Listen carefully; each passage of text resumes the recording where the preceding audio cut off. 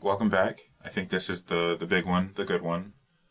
When we're looking at a lot of this geometry, I've been pushing towards a very low poly aesthetic. And here what I'm going to do is I'm going to show how to use, again, I'll link the tool from a version of Reality, by taking advantage of that UV map we spent so long making.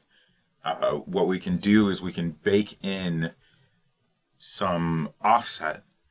We can this geometry here we could either draw onto the UV map. This does have the downside of being a little less reactive and a little more static. But I thought it'd be cool to better signify that this is something that light is bouncing off, and I'm still using entirely fake lights, by the way. These are all emission shaders. There's no light being interacted with this shader. I think that just makes it look a little cleaner for when you're trying to aim for a more flat style. I think a lot of my work could have also benefited from just looking at the front view. I'll talk to this in a little more when I start doing the pecs. But a big thing you can do here is work with a higher poly mesh, essentially giving you the full ability to edit and sculpt with some real fidelity. Unlike the shoulder from earlier when I sculpted the shoulder, the more vertices you have, the more you can move things around. I think I give up on shrink wrapping here as well. I'm incorrect. I don't give up. I modify this pretty heavily. This breaks my symmetry. Unfortunate, but I don't know. I think it's still pretty interesting. The normals that each of these meshes can generate is again assisted by that same GeoNodes tool. Follow the tutorial I'm linking because I'm not going to do it justice. I just keep reusing it because it's great. Love being able to see my UVs in the viewport and not have a whole nother window.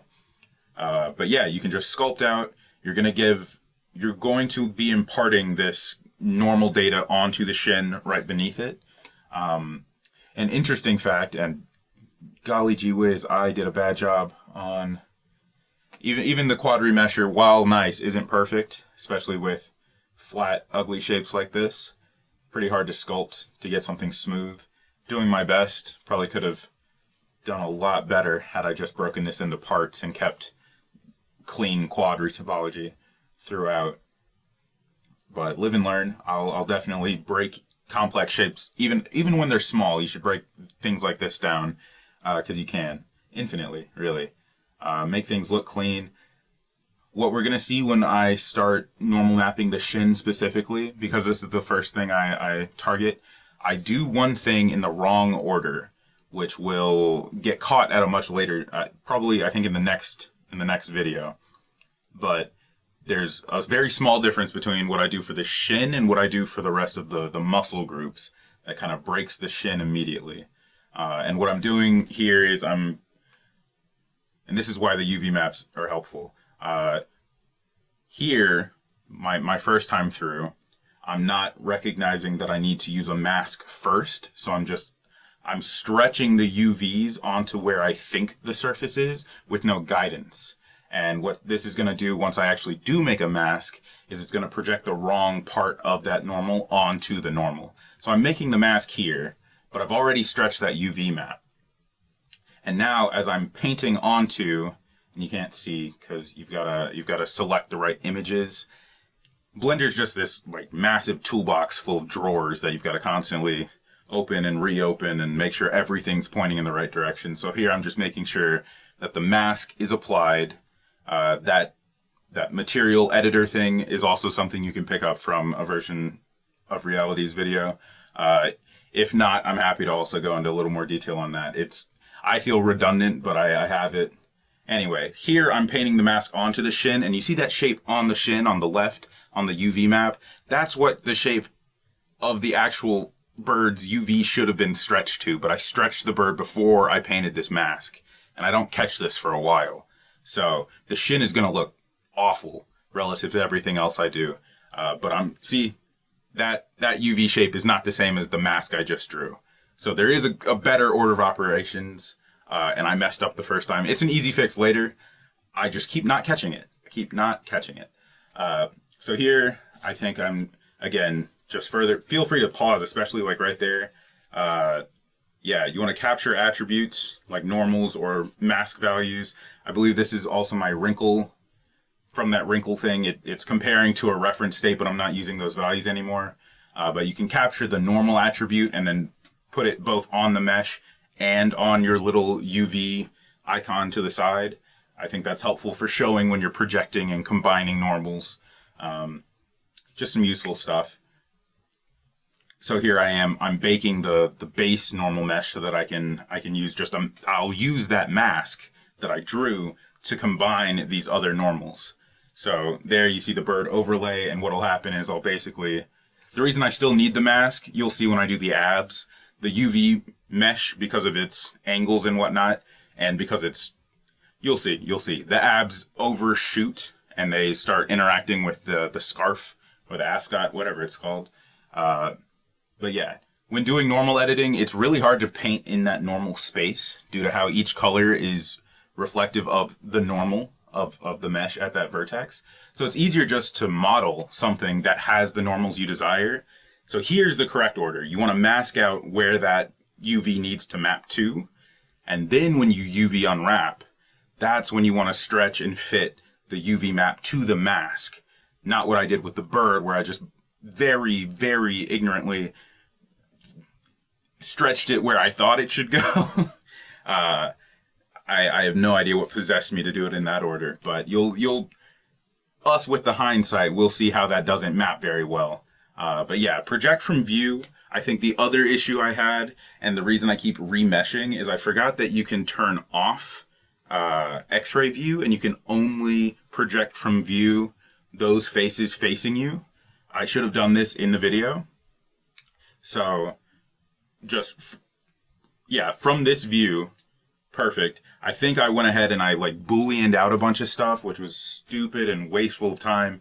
I could have just looked from this view and turned off that that X-ray view up in the top right and just projected from view those front faces. What we're seeing in that image, yep, are those back faces. And that's only because I have the X-ray view on. If I just got rid of the X-ray view and only UV unwrapped those front faces, we wouldn't have this problem. But here I find the long way around, the long solution. It's not the wrong solution, it's just a slow solution. And then here I got to sculpt out the pectoral muscles, his big chest that I did not sculpt in, because I did want it to be a little more pseudo-reactive with light. Again, I really like all these flat colors. So I'm trying to avoid using a diffuse or principled in any way. I think it renders a lot faster, one, and also I like the crisp, like, sharp style to it, where a diffuse or a principled is going to give you more unintentional gradients. Not unintentional, but depending on how strong your light source is, you're going to get some bleed through, and that's a big reason I like this fake rim lighting and its hard edges. I could have used my hatching shader node, but that requires like a shader to RGB, which is a pretty expensive in this case. It's free, it's included in Blender. It just takes a minute. Time-wise expensive. It makes the shader compile slower. So trying to keep it as flat as possible, everything color-wise. Yeah, organize where all these normals will be projected. And again, it's where this mask is that you need to make those UVs project onto, which, yeah, with overlapping geometry and whatnot, it's easy to paint in areas that you don't mean. But I think I also could have done a better job with the UVs in terms of making things flush with the actual axes. That's something I'll look to improve when I actually isolate where I need these fake normals to be present.